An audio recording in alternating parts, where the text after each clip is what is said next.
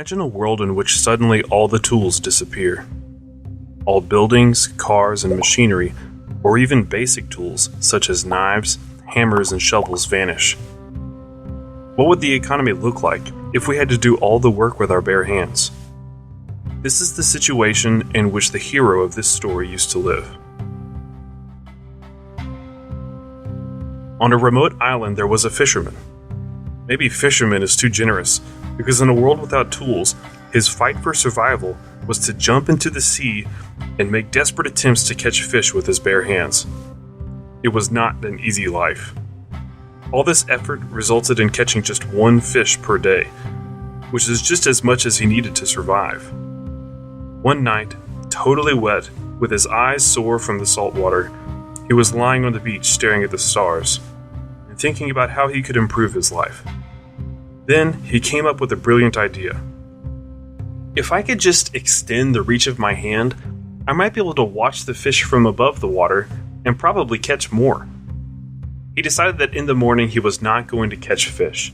Instead, he would devote this day to implement his plan. He searched the woods, looking for a strong, straight branch, which with great effort he managed to break off.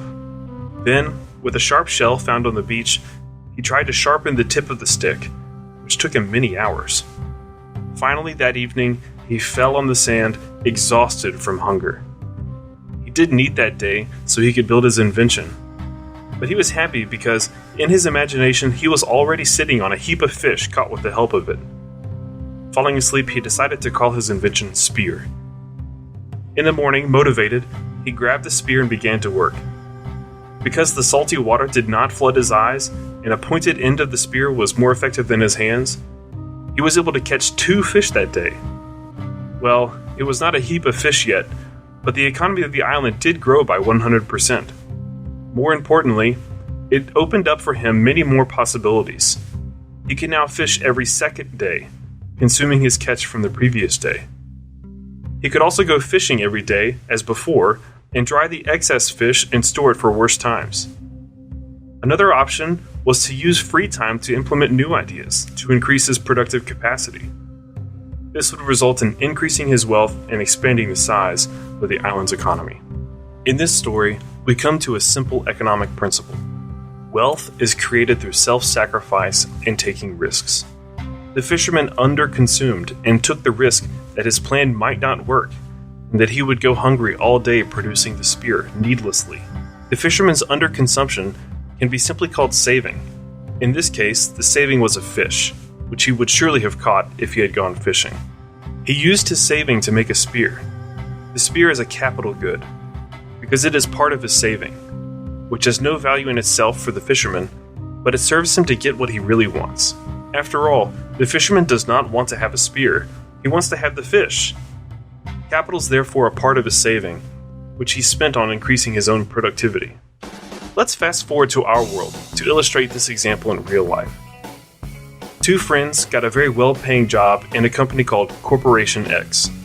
The employer offered each of them $10,000 a month. Not believing his luck, one of them, let's call him Prodigal Pete, immediately bought a big house with a garden on credit. The monthly rent amounted to $3,000.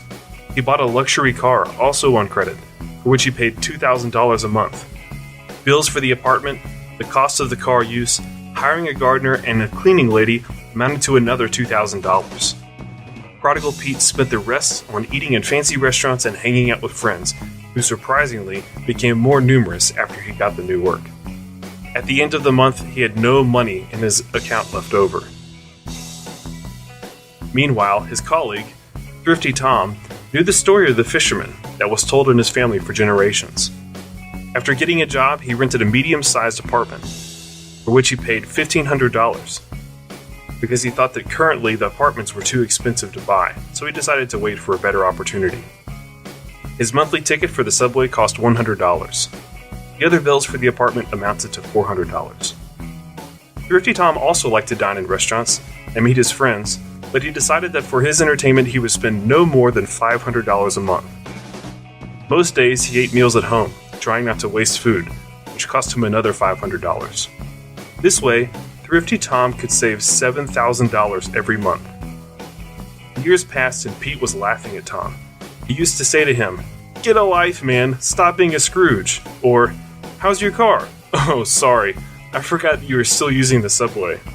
Tom felt upset because he dreamed of a big house with a garden and a luxurious car. But common sense took precedence over whims. He invested his savings in various projects. He opened a small shop in the area, where he hired one employee. After paying for all the costs, his profit amounted to $1,000. Still, however, he did not increase his spending. After some time, he opened a restaurant, from which he drew profit of $2,000. Later, he bought a bit of real estate, partly on loan, and he rented it to various companies as office space. His gains after his loan payments amounted to $4,000. Tom kept acting. After a while, gains from all of his projects were already $15,000. Suddenly, hard times fell upon Corporation X. Because of some bad choices and a global recession, it had to fire 2,000 employees. Among them were Pete and Tom.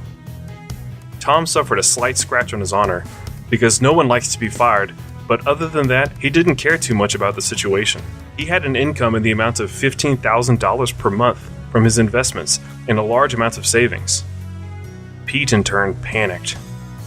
The bank demanded payments on a loan, which Pete managed to pay only half. Friends invited him out for the first week, but when they saw that Pete had financial problems, the invites began to fade quickly. Pete borrowed money from family to survive, but during the economic crisis, no one wanted to accept him, and certainly not for the high salary he earned before. Finally, Pete decided to sell the house and car because he was not able to make the minimum payments.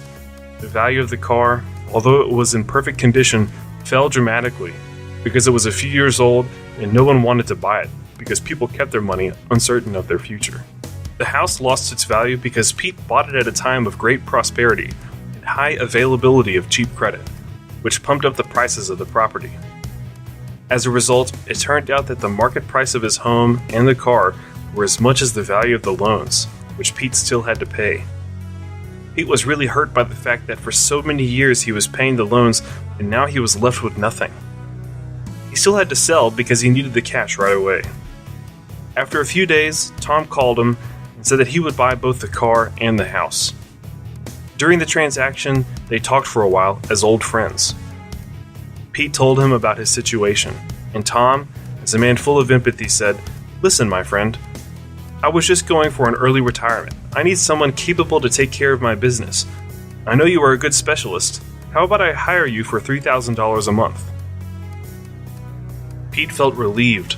Finally, someone wanted to hire him, and he was no longer burdened with loans. He accepted the job from Tom, rented a small apartment, and began to save.